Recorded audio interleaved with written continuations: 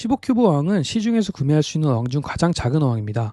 요새 1인 가구가 늘면서 저희 무한수 쇼핑몰에서도 가장 주문이 많은 타입인데요. 작은 어항의 장점과 단점, 그리고 15큐브에서 키울 수 있는 물고기 종류 추천해 드릴게요. 바로 시작합니다. 여러분은 지금 무한수 전문 유튜브 원스팜을 시청하고 계십니다. 먼저 장점입니다. 15큐브의 사이즈는 가로 15cm, 폭 15cm, 높이는 보통 하이큐브로 20cm인데요. 손바닥으로도 가려질 만큼 작기 때문에 심리적인 부담이 적습니다. 가장 큰 장점으로 별도의 공간을 필요로 하지 않는다는 점이에요. 보통 어항 설치하려면 집의 일정 부분을 내줘야 되고 그 부분이 굉장히 중요한 부분일 수도 있는데 15cm의 작은 크기 때문에 어디든 보기 좋게 올려만 두면 됩니다.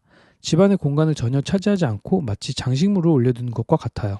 또 15큐브는 물을 다 채워도 6kg 정도밖에 안 되기 때문에 여성분들도 쉽게 이리저리 옮길 수가 있어요. 어항은 보통 한번 세팅하면 자리 옮기기가 참 쉽지 않아요. 하지만 15큐브는 어항을 위한 별도의 튼튼한 선반도 필요 없고 어떤 날은 식탁에 뒀다가 어떤 날은 침대 옆에 뒀다가 마치 화분처럼 기분에 따라 놓을 수가 있습니다. 어항을 이리저리 옮길 수 있다는 게 다른 어항들은 상상도 할 수 없는 15큐브의 큰 장점이에요.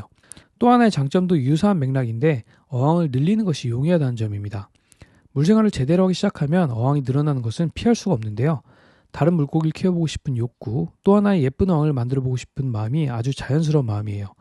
이 때문에 물생활을 시작하시면 거실에 하나둘쯤 어항이 늘어나다가 원목 축양장이 들어오게 되고 심하면 방을 하나 내주는 경우들도 있는데요.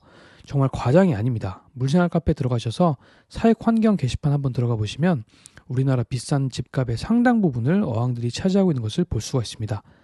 보통 와이프분들께 등짝 스매싱을 맞으면서 중고로 정리하는 분들이 매일매일 전국에서 생기고 있습니다. 15큐브는 그럴 일이 없죠. 한 10개 가져다 놔도 진열대 하나 정도면 충분합니다. 실제로 베타 사육하시는 분들은 15큐브 20개, 30개씩 갖다 놓고 키우시는 분들도 많습니다.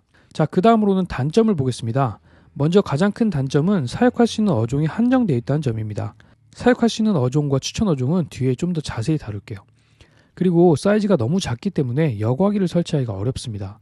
억지로 거리식 여과기를 하려고 하겠지만 어항보다 더 큰 여과기가 참 부자연스럽죠.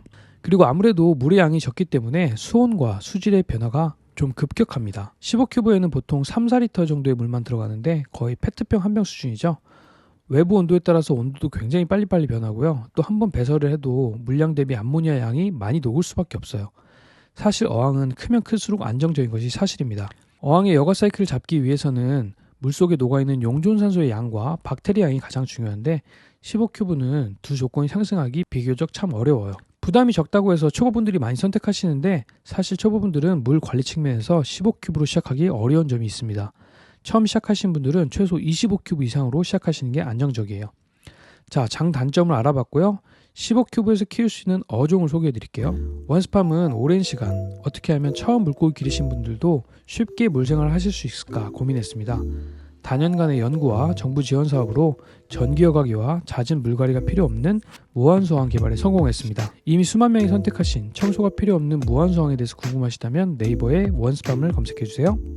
저는 사실 고객분들께 오직 두 종만을 추천드리고 있습니다. 첫 번째 어종은 플라카 베타입니다. 베타는 어차피 단독 사육이라 한 마리씩 길러야 되고 특히 플라카 베타는 다 커봐야 몸 길이가 5cm 정도밖에 안 되기 때문에 15큐브에 기르는데 무리가 없어요.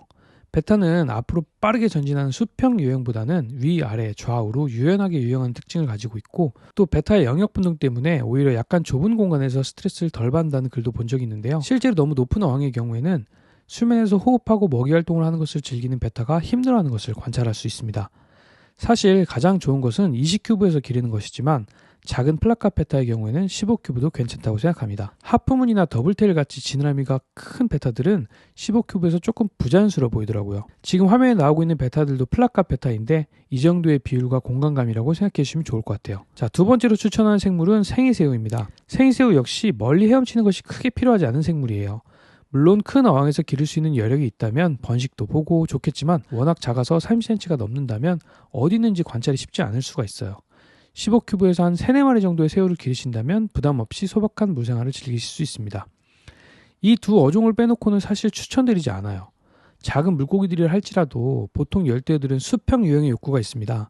지느러미를 빠르게 흔들면서 앞으로 쫙 헤엄치고 싶은 그런 욕구가 있는데 15cm는 아무래도 좁죠. 그래도 꼭 소형 열대를 키우고 싶으시면 체리바브, 메다카, 백운산 정도 되는 물고기들을 2마리만 키우시는 것이 좋습니다. 네, 오늘은 15큐브 가장 작은 어항에 대해서 장단점과 키울 수 있는 어종에 대해 추천해드렸습니다.